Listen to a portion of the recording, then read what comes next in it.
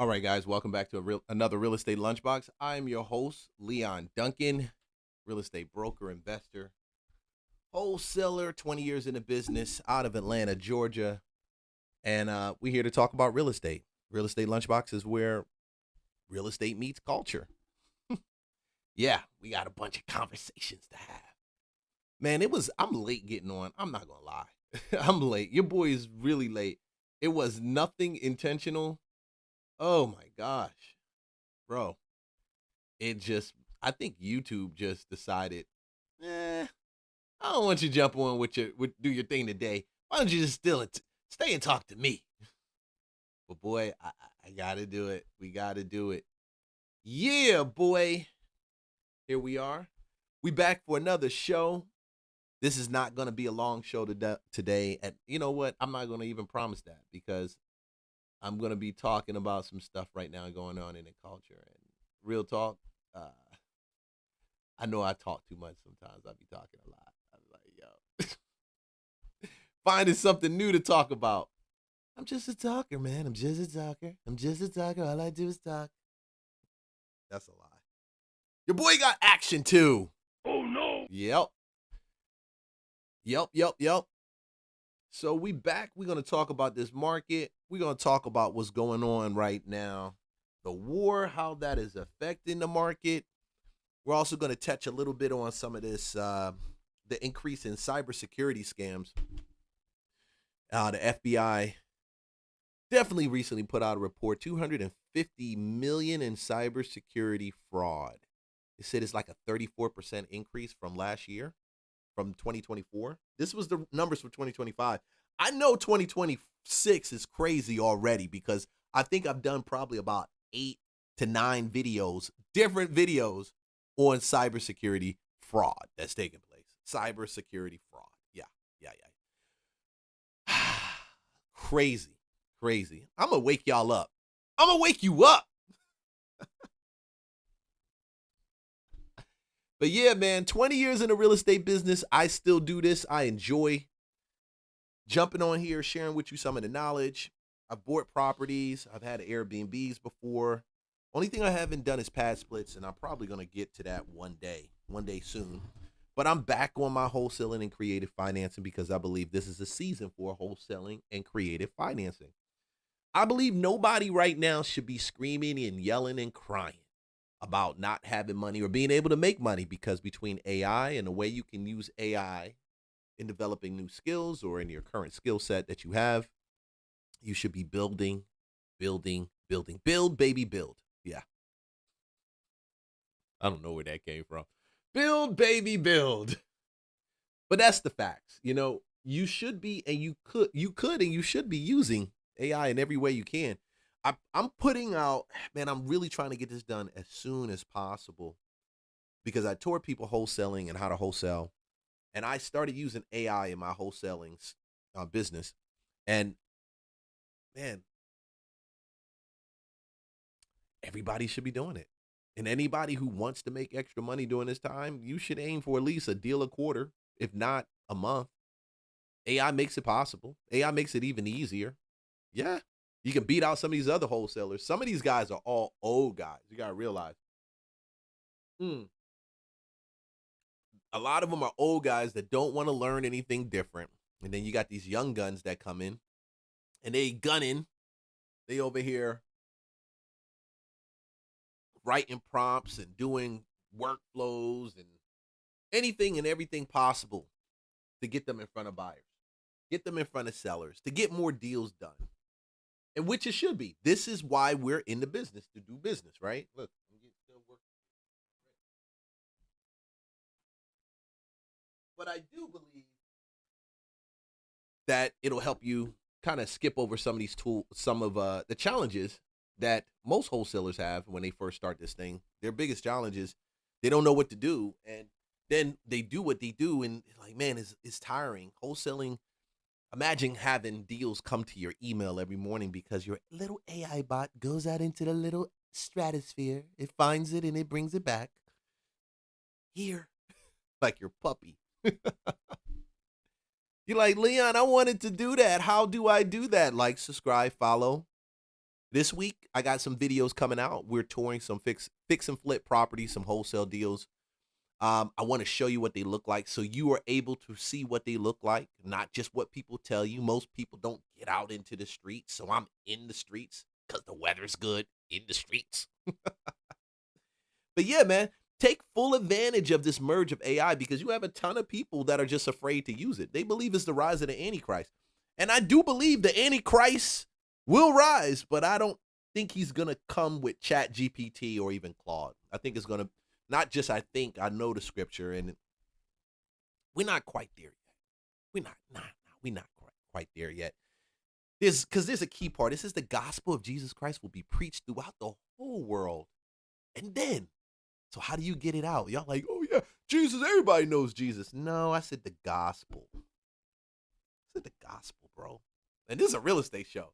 But because I listen to this and I'm listening, I listen to the newest tech info that comes out about AI. Whether OpenAI is dropping a video, IBM got some really good, really, really good LLM videos. You should go check out their channel. Look, I'm plugging them. They not giving me anything. But the gospel preached throughout the whole world, blah, blah, blah. And the gospel simply means that you just like Jesus. I want you to know where you're going after this. He sacrificed for you to come to the realization you're just like him.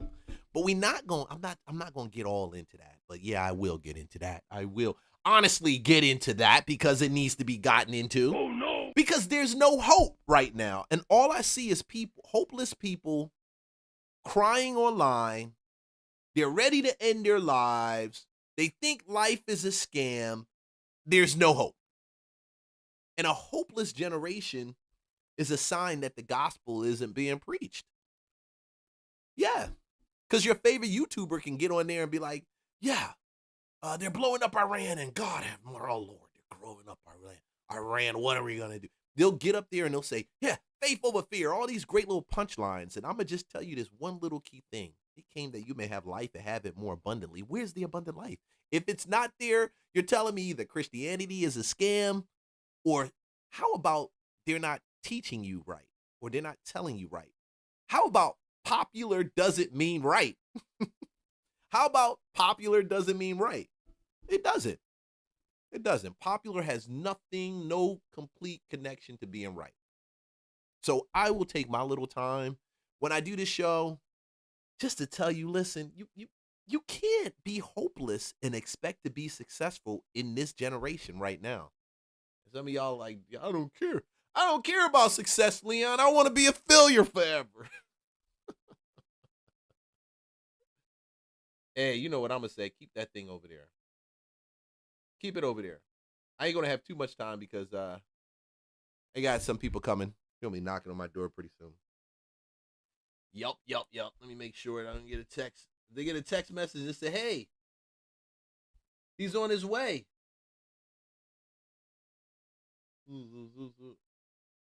Huh. Okay, cool. Let's get into this real quick. Let's go. I'm fucking stressed out. I'm fucking stressed. We should not be working like this. I work my ass off and I can't even fucking pay bills, bro. And they always say don't compare yourself to others, but I see people going to Chicago, what the fuck, Coachella, and fucking like buying all types of shit, just pointless fuck you money, and I'm over here can't even fucking pay my fucking rent, bro.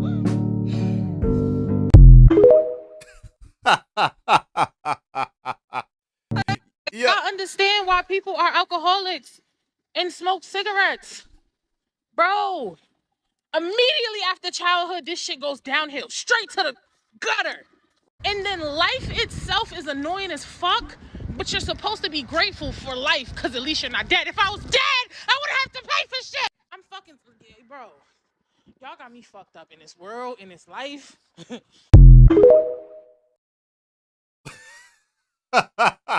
One reason I feel like a lot of people have become very disillusioned in life is because now that we can all talk to each other like this, it feels like we're all realizing we're getting scammed. And I know what you think, well, what do you mean? Like, what's a scam? Just like everything, just like points broadly at everything. Okay, so I'm gonna stop this real quick. Skeek.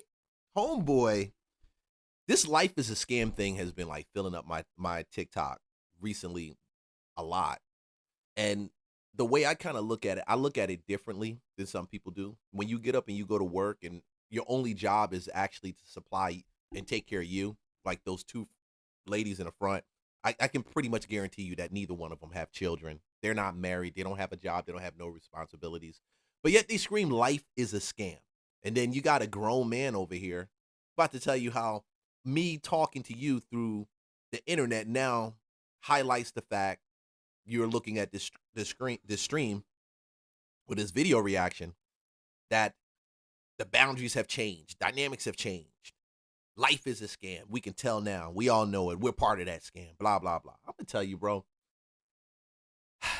Life is not a scam. Your attitude towards life is the scam. I'll be honest with you.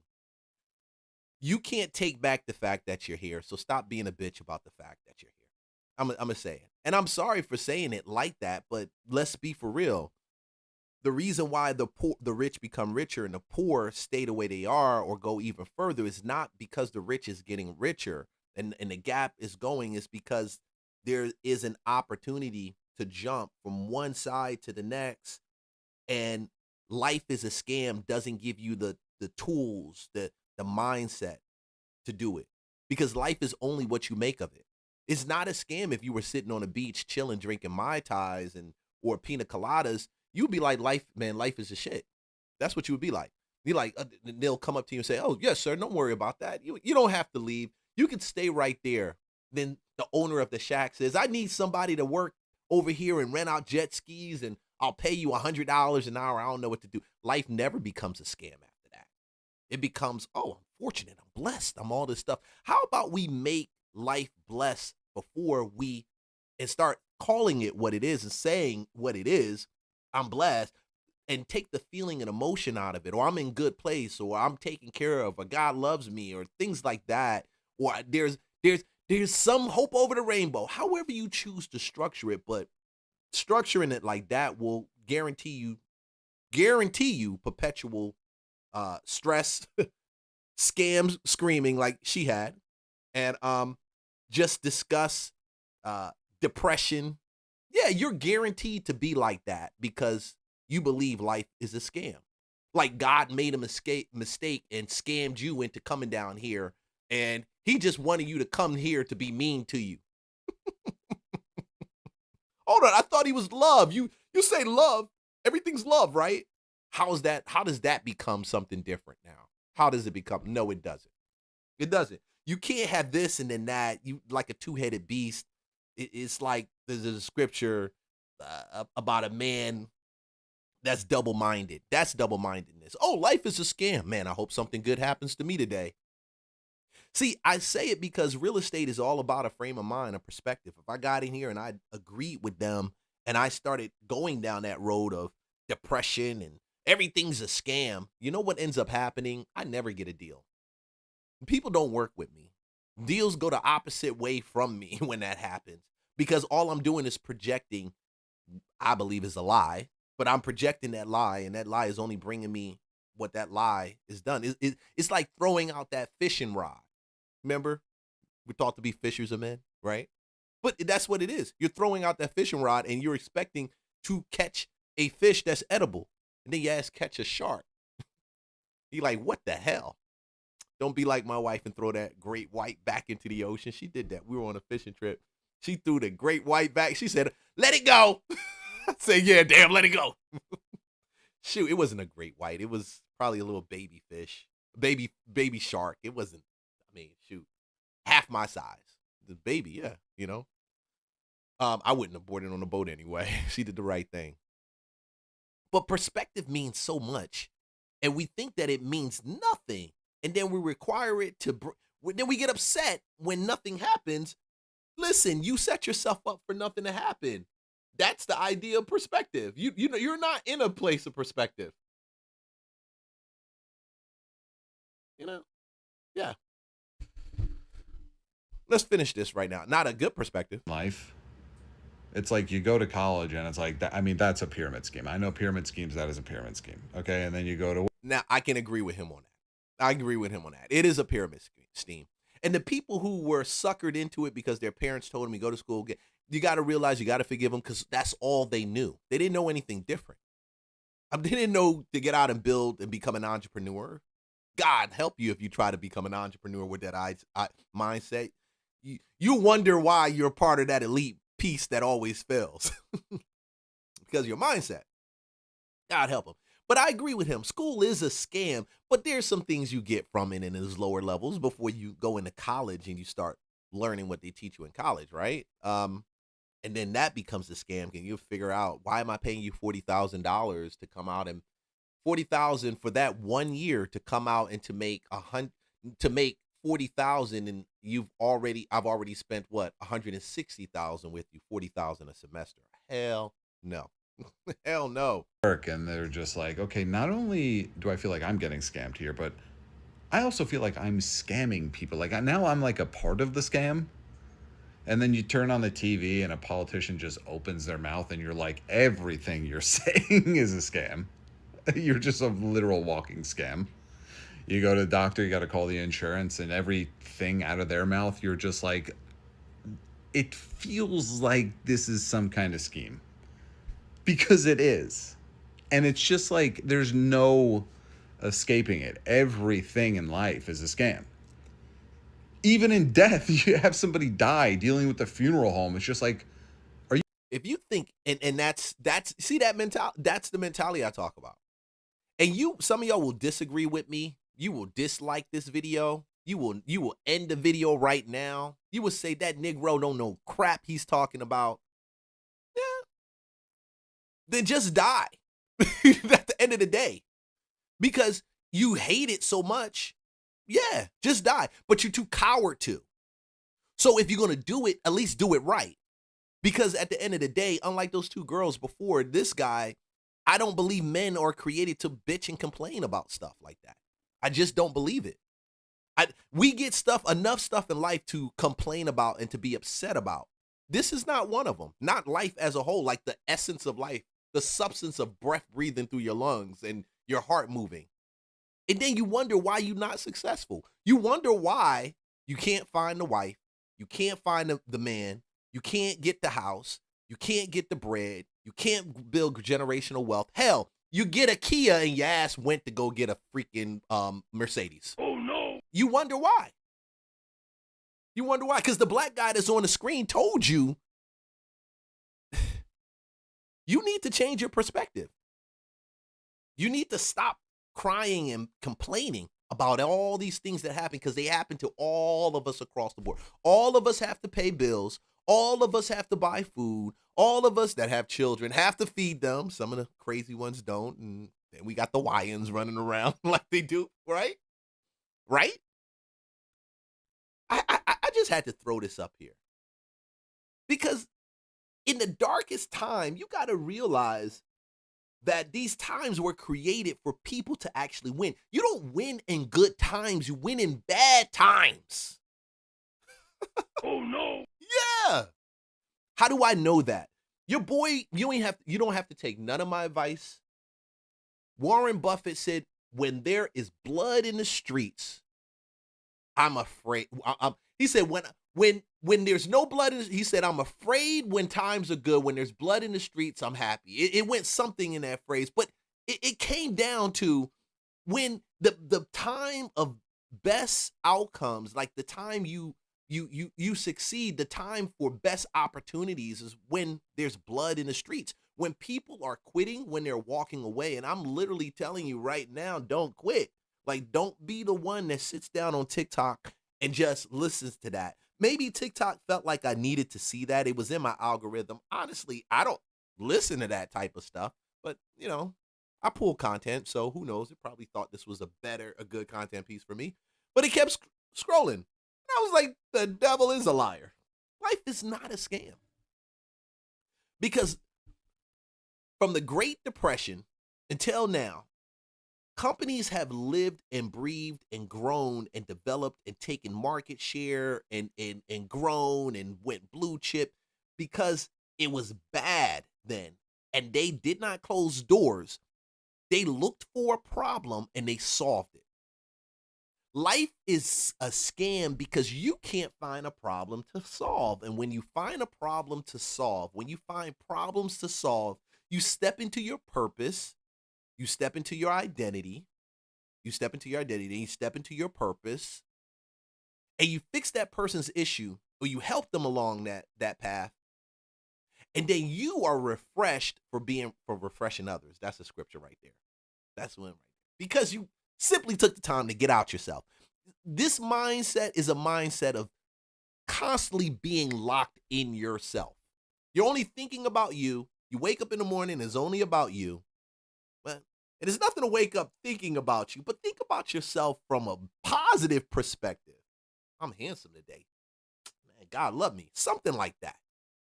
You wake up, oh, dang, it's a scam.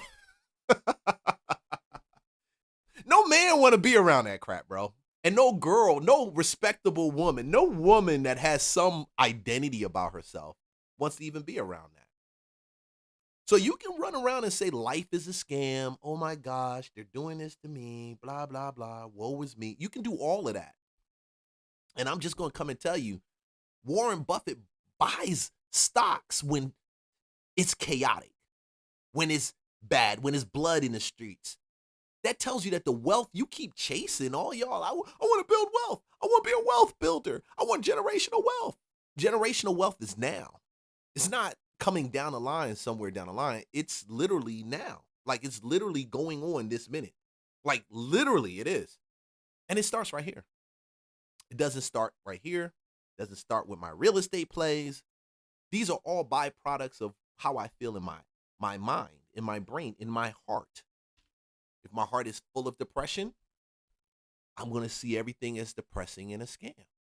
Let's go. You scamming my dead grandmother? Like, what is happening? And when that is just what life becomes, like you literally can't even just open up your phone without somebody being like, buy my course. Like, Hey, what is the point? 1 second. I don't have a course right now. Well, I do have a course on content creation. You can buy that one. The link is in the description. But more importantly, like, subscribe, follow, so you can join the community. I can show you how to make some bread doing wholesale real estate, which I was doing yesterday. And I'm back to help out. So, yeah, buy my course. What's the point of all this? Anyway, make sure you like and subscribe to my content. It's satire. It's got to be satire. Because, homie, I'm going to tell you. Woo, boy, I tell you. Boy. Mindset keeps you exactly where you need to be. You hear what I say? It keeps you exactly where you need to be. All right, cool. So this is not going to be extremely long today. Honestly, it's not. I got a couple things that came up that I'm working on. But one thing I started looking at, because my little AI bot goes out there and it finds everything that's taking place. And it says, Leon, you probably need to pay attention to this right now when it comes to trending topics. And as I started researching how the war is affecting the housing market, I knew I had to share it. Let's go.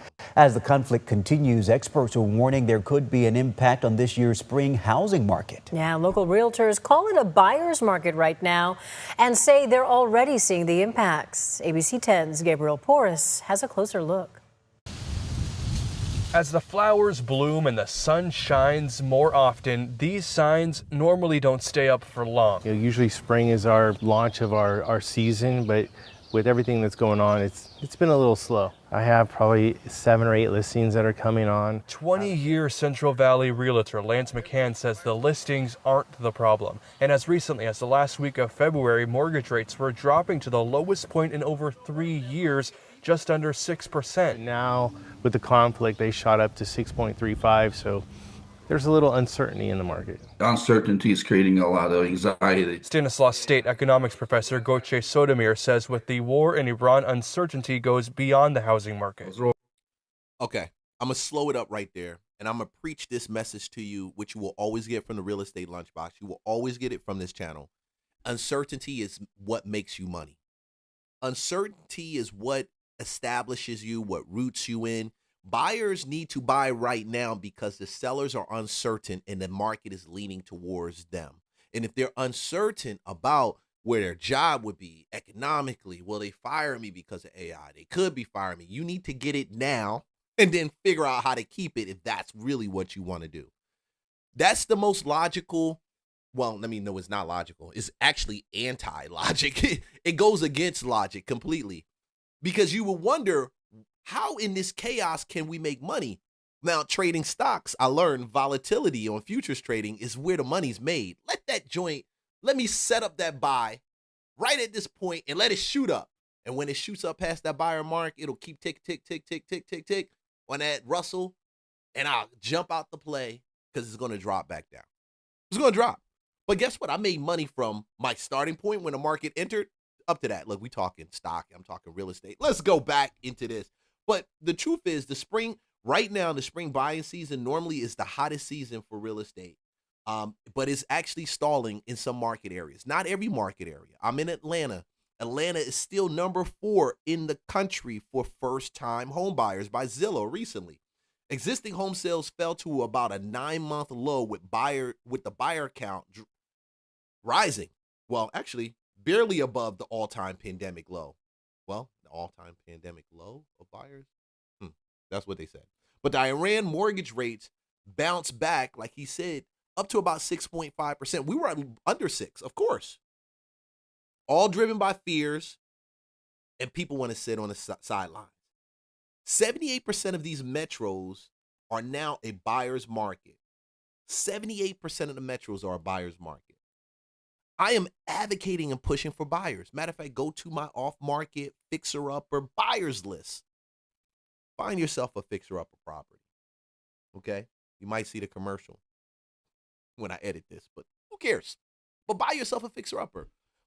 Add one in. Don't look at the job. Don't look at the position, the income. Oh, God, my job might leave me. You get that damn asset, and you dig down, and your job has you because you have some skills. Everybody has some skills. Go and skill stack. Take whatever skill you do, and you add AI, learn how to do that, add that on top of it. Learn some other sales skills, because selling is a skill. Marketing is a skill. What I'm doing right now is still a skill. I have to struggle sometimes. I don't want to do it, stuff like that. And I'm like, I don't feel like it right now. But I think about you. I'm like, how many people can I actually share a different perspective on what's going on? But you stack that and you go in, because this is the best time to actually do it. The war is killing, I believe it is true, killing the housing market. But the smart buyers are going to celebrate. Materials are going up. Cost of transporting lumber is having an impact. So buyers are refraining from buying a house. I haven't really seen people back out per se. They're just more cautious, right? They're cautious to their payment. With gas prices being higher, it's putting more pressure on people's spending capacity. Experts warn it could be a while until that changes. Even though if there would be a ceasefire now, the effects would be long lasting, more than a year. An impact beyond the busy season, which is why realtors are getting ready. If you are a buyer, you're in a pretty good position because you have a little negotiating power. If you're a seller, you really got to put your best foot forward. In stock. Yeah, I'm going to cut that. I got one more video for you also. I'm not going to be long on running through these. Let's go ahead and go through this one right here, too. The all-important spring housing market is well underway, but the war with Iran and its impact on the U.S. economy have thrown a massive wrench in buyer demand. Buyers are more concerned about the economy and mortgage rates than they are about home prices. And that is going to stop a lot of buyer competition. So remember when during the pandemic, I remember it was a fix and flip that I did. I was done one of my flips. And I'm done with the flip, put it on the market. Damn, I guaranteed I probably had about 15 offers on that property. 15 offers. 15 offers. It is. Of course I went with the cash deal. Of course I went with the people that were closing it in 2 weeks. Of course. It took me like 3-4 months to fix that thing up, to rehab it. You take advantage now because unlike then when I had 15 deals, my financial structure of the deal that I put out, the house, how I price it, if it's owner finance, if it's anything creative, that's the only thing that's going to help the seller now. So that means you have less people competing with for that house. if the house is good, don't come to me and say, Leon, you said it's a buyer's market. I went to bid on this uh this modern home in Atlanta down near Krog Street or off of the Beltline, and they wouldn't take it for the $150,000. Oh no. Yeah, because it's probably worth about 7 to 8. It's still near the Beltline. Some properties are just hot and it doesn't matter where they are. But the reality of it, that's not every property. And even the properties that are hot doesn't mean that everybody, that the buyers are jumping on it. There's a bunch of buyers that want it. It doesn't mean that. So you find what you like, you make your list, you put your 5 or 10 together. Look, the realtor said 10. What? You bet. Yeah, I said 10. Rated from the number one, from the most desirable to the least desirable. And you go look at those properties and you make some fucking lowball offers. And you lowball the hell out of them, bro. I'm telling you, you better. If you don't, you're going to feel sad. And your wife might hit you upside the head if you're a dude. I'm telling you. She might be like, bro, we could have did better from this. And I give you full permission, if you are in your due diligence, to cancel if you find something that's better and you can get it for less. According to real estate agents responding to the quarterly CNBC Housing Market Survey. Just 9% of agents said their buyers were most concerned about home prices, a sharp drop-off from the previous quarter's 18%. This even as nearly twice as many agents reported home prices rising in Q1 versus Q4. The economy led even though mortgage rates during the quarter jumped sharply from a low of 5.99% on the 30-year fixed the day before the war started to now around 6.6%. So even at 6.6%, everybody wants to make money. So stop telling me everybody don't want to make money. Everybody wants to make money. Let this block my face, because if it blocks it, at least I know you're getting it. Okay, so nationally, there are about 43% more sellers than buyers right now. So about 600,000 more sellers than buyers on the market, and this is from Redfin. That's the second largest gap ever recorded in the last 13 years by Redfin, and they're tracking it. Only topped by December's 2025 all-time record of 45.2%. Sellers are desperate. Buyers have the leverage, and they haven't seen this type of leverage in decades, okay? Decades. I'm just trying to tell you so that you know. Let's go to this other point. I'm putting the points together. So you can't say Leon didn't tell me. Just 1.93 million home buyers were in the market in March. That's barely above, 1.38 million of all time, recorded by Redfin, okay? April 2020 was when they did that, when the pandemic started. Redfin has tracked this data for the last 13 years. And we're essentially back to the pandemic floor. I'm just giving you these sources so you don't think I'm just talking smack to you. Fewer competing buyers, no bidding war, room to negotiate price, ask for concessions, demand inspection repairs be taken care of. Do those things because this is your advantage in the market. 38 of the 49 most populous U.S. metros are now buyers markets. That's up from 29. That's up from 29 a year ago. Just 5 are still sellers market, which is down from 9 in 2025. And this is on Redfin. I'm just giving you the data. The strongest buyers markets: Miami, more sellers than buyers. Nashville, 119%. Austin, Texas, 112%. San Antonio, man, 109. Las Vegas, 101. Let me tell you, Atlanta, still number 4, first-time home buyers. Essentially 2 for 1 every seller surplus. Atlanta just flipped from a late balanced market to an early buyer's market. And this is off of Fox News per Realtor.com. Atlanta is one of the top 8 buyer's markets in the country right now. I want all my people to get bread. 16.2% of home listings experience price cuts. I'm telling you, I'm not telling you this because I'm trying to make you feel good. I'm not telling you this because I'm trying to sell you something. I'm telling you this because this is the truth. This is what your realtor will not and cannot share with you. Okay? Let's go to number 4 right over here. Okay, with the South leading at 18.4% and the West at 17%. Prices in the buyer's market are barely moving. Home prices rose about 1.6% year over year, right? 38 buyer markets. We talked about that compared to the 4.8 in the seller's market. I got these 5 points. I put these 5 points with the data together for you, okay? Even better, well-priced homes still sell in about 63 days. That's what we're seeing in the market in Atlanta, sometimes a little bit sooner, sometimes a little bit later. Nationally, 63 days, but overpriced homes sit for about 121 days.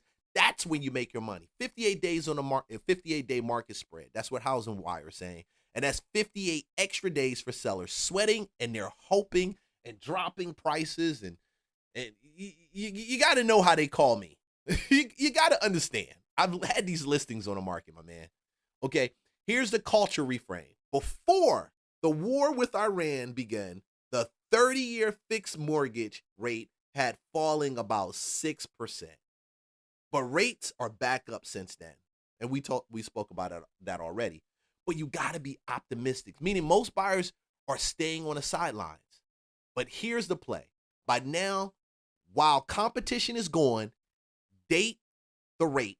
Refinance when the rate drops. Redfin is predicting the mortgage rates will average about 6.3% in 2026, below the 6% that we spoke about earlier. Smart buyers, y'all going to take advantage of this. That is the whole play. We don't do things when things are great. We do things when great things are terrible. Yeah, I bought and I flipped the property and I had 15 people coming in and giving me offers and all these different things. That was because selling was hot. You were guaranteed to make it just by selling. So you should have just been buying and sell, buying and sell, buying and sell, and meeting that need. I am a believer that the mom and pop investor, when we garner enough of us together, when properly educated, we're going to turn around and be the reason why the market is able to recover, because there's a ton of houses sitting down in Baltimore, in DC, in Atlanta, Miami, Charlotte, dilapidated properties, Greenville. I've been there. I've seen it. These houses they need to be sold or flipped, rehabbed, wholesaled. So either someone can come in and buy it to rehab, or someone can come in and buy it and fix it to rent it out. Okay. I can preach this till I'm blue in the face. The least amount of risk as an investor right now puts you in a place of creative financing and wholesaling deals. Like, subscribe, follow, because that's what I'm going to talk about, wholesaling deals. And we're going to talk about the culture. Then we might talk about dating in Atlanta. Who knows? But at the end of the day, man, I want everybody to eat during this time. I don't want you to be in a place where you don't. You got to realize I don't. And at the same time, I realize that owning a home isn't for everybody. It really isn't. Okay. You have to know if you want to take on that responsibility, because it is a responsibility. Damn, I got to cut grass front and back. I hire people to do it, but I like to save that money. And then I get exercise. I enjoy working out, But it's not, everybody doesn't have that mindset. I don't mind looking at YouTube and figuring out how to fix a leak that I may have on a drain, or a leak I may have on a faucet, or any of that stuff. And I've done that and learned how to fix it. But that is the type of skill set that begins to be developed if you don't know how to fix stuff already, or you're just not like that. Some of y'all women wonder, why do I need a man? For that stuff like that. Stuff like that. Let's roll. My husband and I are selling our house, and honestly, I feel so good about that. I cannot wait. And these are just my thoughts and my feelings. This is not up for debate. You don't have to agree with me. You could just scroll. I'm just stating my experience and my thoughts. Also, this has nothing to do with like the market rates or like 2008, like none of that. I get things have changed. I'm not having that debate right now either. After settling into Georgia, my husband and I got married, we're having kids, and I just felt like, okay, everything's coming in together, everything's coming into place, and now we're buying our house, which was relatively like an easy thing to do. We had a great realtor, so this is nothing against the realtor or anything, but I just thought like, okay, this is what we're supposed to be doing. We're supposed to be buying our house and this, that, and the third. And then when we bought our house, I was very happy. I was happy.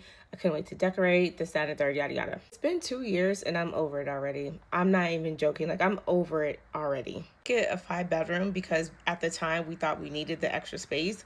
But 2 years later, we have not used any of the space. So the house is too big, in my opinion. It's a lot to clean, which I already knew upon, closing on the house. But again, I was just ecstatic. I was like, okay, first time home buyer, whatever. Now, what you're seeing is an emotional decision. Yeah, it may have had logic that drove it as far as in the numbers and seeing if it fits in a budget, which is cool, but it's still an emotional decision because you're 2 years in and you haven't even made it 5 years or even 3 years. Right now, the average time that a person owns a home is somewhere between 5 to 7 years, especially because the rates are lower. We cannot make emotional decisions, okay? We have to make decisions that are based on our 5-10 year plan. I don't right now always ask myself, if I begin in something, am I willing to do this for the next 5 years? I'm willing to talk to you about real estate on this platform for the next 5 years. Then I'm going to go to my other platform and talk smack about some other stuff. But let's stay on topic, okay? Because at the end of the day, you will save yourself a lot of pain in real estate if you think like that looking towards the future. Am I willing to stay here for the next 5 years? If I stay here for the next 5 years, am I cool with cleaning the place? If I buy this big house, am I cool with doing the cleaning for it? A lot of stuff I didn't aim to get or reach for, and it wasn't because I did not want it. I didn't want the responsibility of it. I just didn't care about it. I liked how it looked. It would be cool to have it, but I know I didn't want the responsibility of maintaining it because it's never about what you cop. What did Lauryn Hill say? It's about what you keep. Oh no. Oh my gosh. So you got to look at it like this. If I marry her, am I willing to be with her for the next 20 years? If I marry him, can I stand his feet smelling for the next 20 years? Okay? His feet won't smell if you take care of him, girl. His feet gonna stop smelling. You're gonna wash them. But at the end of the day, are you willing to? I respect her statement about that. I respect it. We're owning a home, blah, blah, blah. I'm thinking like, this is not what I want. In my 30s, I'm thinking like I'm supposed to have like figured out this, that, and the third. But I'm actually starting to think like what I want to do next. Like, I don't think I'm ready to commit to just one city. I think I've committed to the state, but I'm not ready to commit to a city. I think I want to do like a condo, a townhouse or whatever. Like I might want to do something like that. We have 2 older daughters that's getting ready to graduate high school and they're going to go off to college in 2 years. We still have our 7-year-old. So like, obviously we'll have her at home, but we're almost empty nesters. That in mind, I'm still going to look for like a 4-bedroom at least. You far, far away from being an empty nester. That is going to come, but it ain't going to come like you 7. You got a 7-year-old. Yeah, you got some time, girl. You got you got some time. Because I'm the type of person that got kicked out as soon as I graduated high school. And I told myself I would never do that to my kids. So if they want to ever come back home, they can. So I'll have that space available for them. But I just don't think that we need to live anywhere big. You know what I mean? I don't know. I think I'm just over keeping up with the Joneses and I'm just ready to keep up with Brittany and see where my life heads, because at this point, I just don't think I want to own a home right now.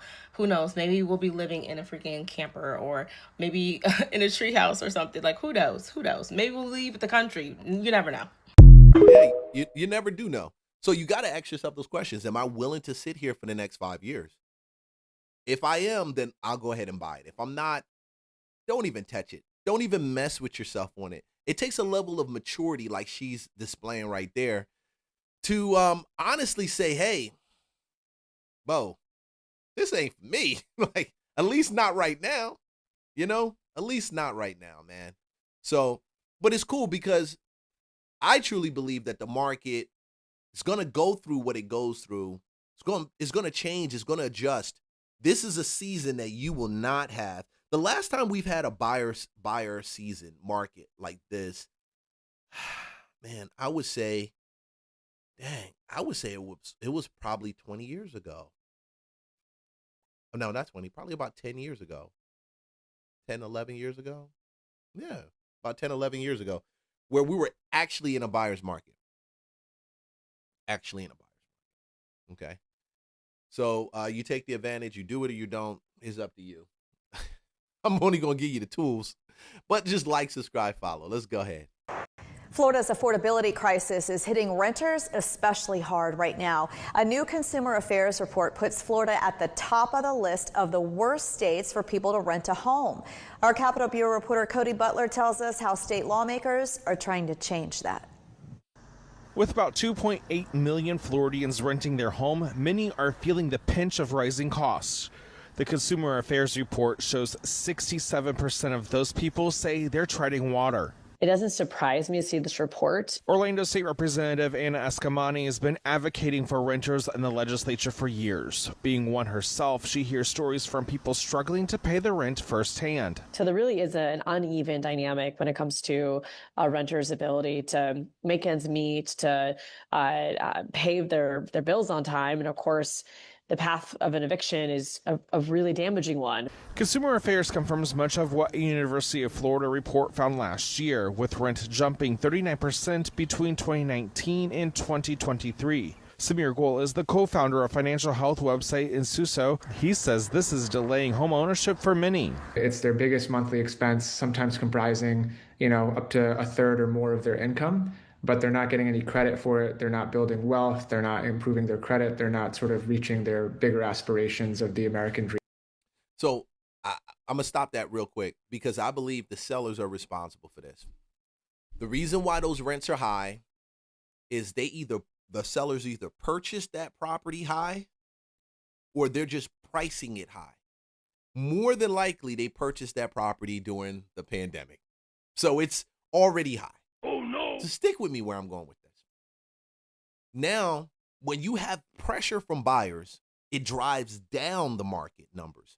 It doesn't keep everything leveled. So if they have an influx of inventory that's already hitting the market and those prices are adjusting, they got to turn around now and rent their place out. And guess what? The person right next to them, they may be able to rent their place out because they've been living there for 10 years. So they're dealing with a 10-year-old rate, more than likely, not all the time, but sometimes, right? So they're dealing with that rate. But you purchased when they said it was the best thing than cream cheese. 2020. You beat out the other 25, 35 offers that were out there. And now you want to rent your place out, but your mortgage is high, and your mortgage is high, and the renters can't pay your mortgage. And then don't mess around and try to make some cash flow off of it, in opposed to breaking even. They really can't compete with it. They can't. I believe the more of these people that can't sell their homes and it goes out for rent and they just got to get it covered, they're going to slowly start to reduce this rental rate that they have. We see it right now in Atlanta. It's completely happening. It's happening. The rates in Atlanta, the mortgages, the prices in Atlanta are slowly dropping, and it's affecting the rental rate. How do I know? About a year ago, the average sale price in Atlanta was $425. Now we're at $389 or something like that. Just some $389, crazy. $389,000, and it's dropping still. I was in a part of Atlanta called East Point this weekend, looking at a property, and I met a guy across the street that I had known from years. I didn't even know he was there. Started walking through the house. I'm going to do the video. I'll throw that video up there. Matter of fact, I'm going to edit and put that video out today, so you have that. That's going to be the very first part of my off the desk segment, where I'm getting off of the desk from behind this piece right here for at least about a day or two out the week, and you are going to see the video. I'm not live streaming on site, no, but you're going to see videos as we walk through properties and we look at what used to be 200, 225 to buy. Like this guy, he bought it at 150. And then he turned around and took it from a 2-1 to a, oh, this is sick. It was actually 2,000 square feet. And the city had it recorded as, I think, 1,000 square feet. It was sick. It's just an older home. But he turns it into a pad split now where 4 people can live in the house. 5, I think, can live in the house. Multiple bathrooms. And he's building an efficiency on the back end.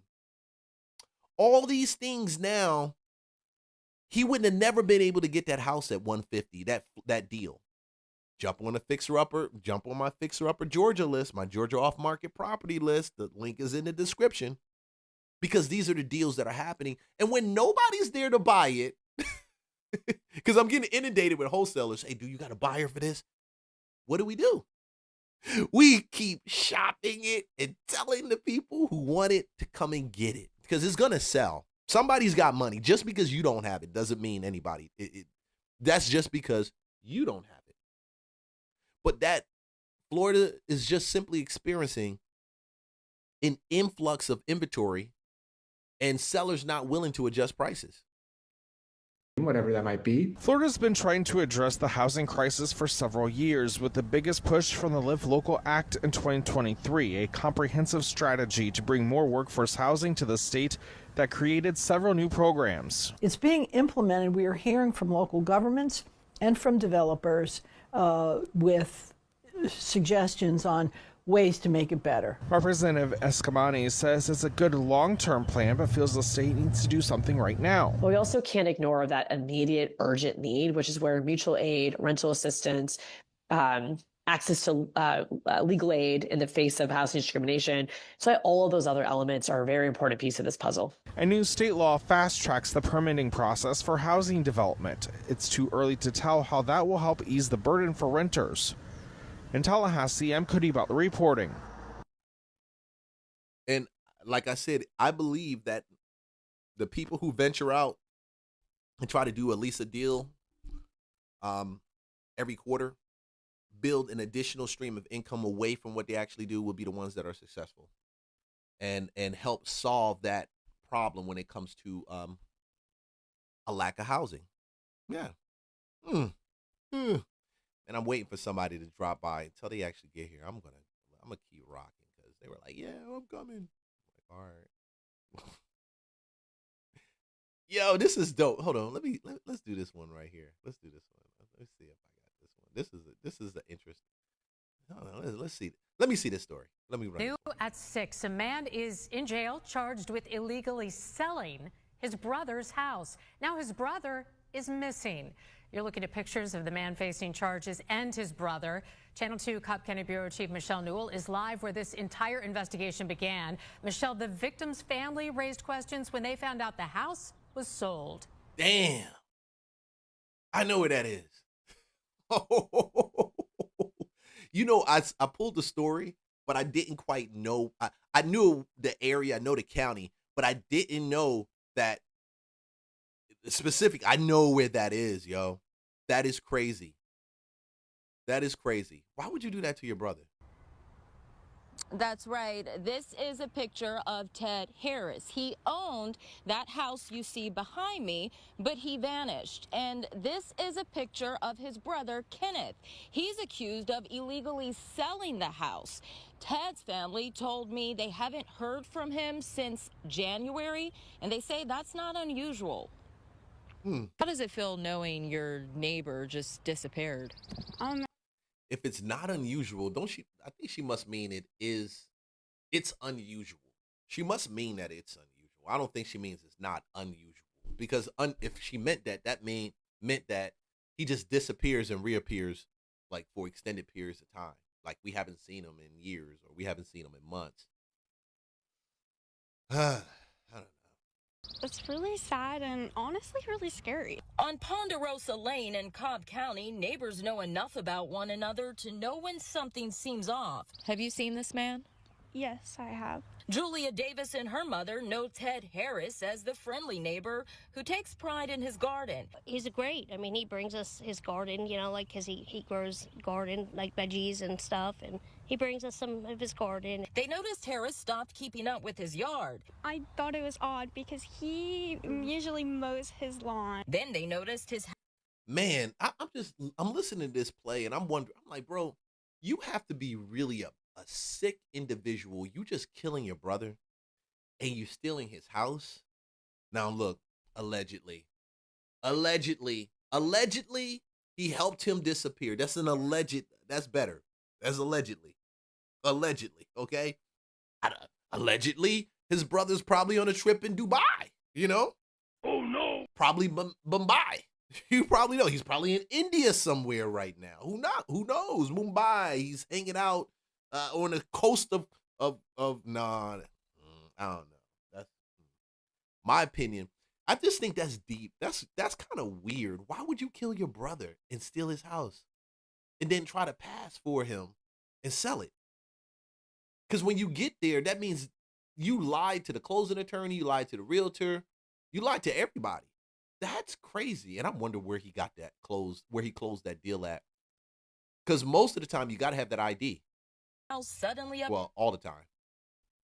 for sale. It looked like it was just like a little for sale sign in the front of the yard right over there, and it was, I don't know, it was just up one day, and shortly after it was down. Harris's house sold on April 7th. On April 10th, his family filed a missing persons report. The next day, Harris's brother Kenneth was arrested and charged with identity theft and mortgage fraud. According to the warrant, police say Kenneth negotiated the sale of his brother's home by convincing the buying and selling parties that he was Ted, even showing them Ted's driver's license. Neighbors told me they were just as fooled until they recently learned about Ted's disappearance. I really think I thought his brother was him. I mean, they look a lot alike, and I thought it was him. They noticed he was closed off. They all look the same.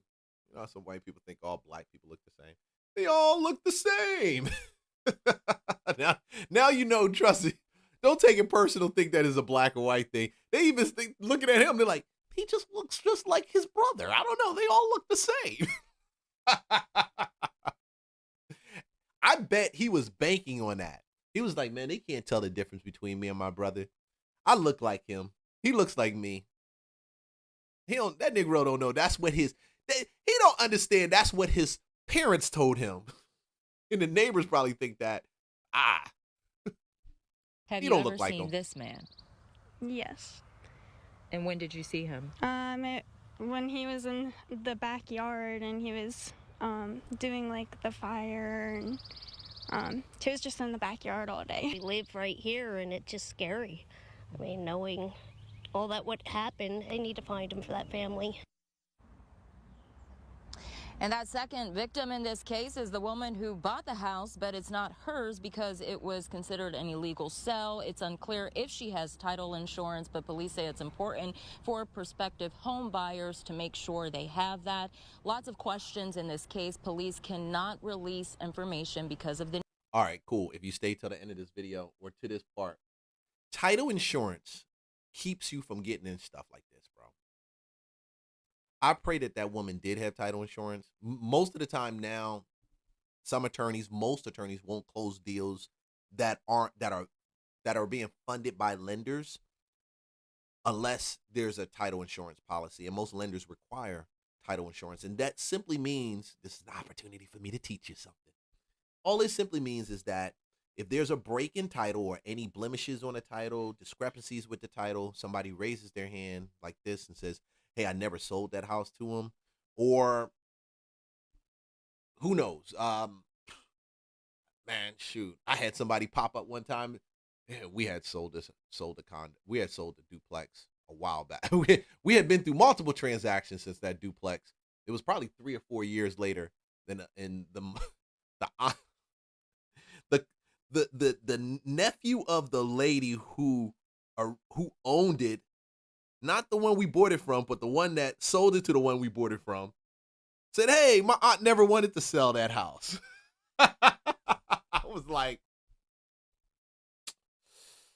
title insurance. let them go fight it out in court. My title insurance will cover that. Let the title company handle that.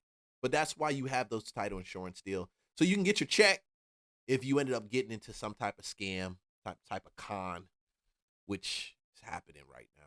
Crazy.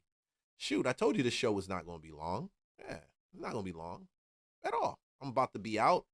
I'm expecting a meeting, an appointment in the next 15 minutes I got to get to. But I just wanted to share that with you, okay? And man, just give you the perspective. I hope you get my message, because a lot of what I was saying at the beginning of this stream was based upon having hope. When you're in a place and you don't have any hope, and you don't have any expectation for the future, and you're just negative about all of that, you'll never get out. That's why people get into those places of depression, and it just keeps slipping and going further and further down, because it starts with repositioning your mind. And if I can leave you with one thing, I would love for you to have this as your mindset, that God loves you just the way that you are. Forget about what these other people got to say. You made in his image, in his likeness. Keep rocking. I'll see you guys on the next video. Peace.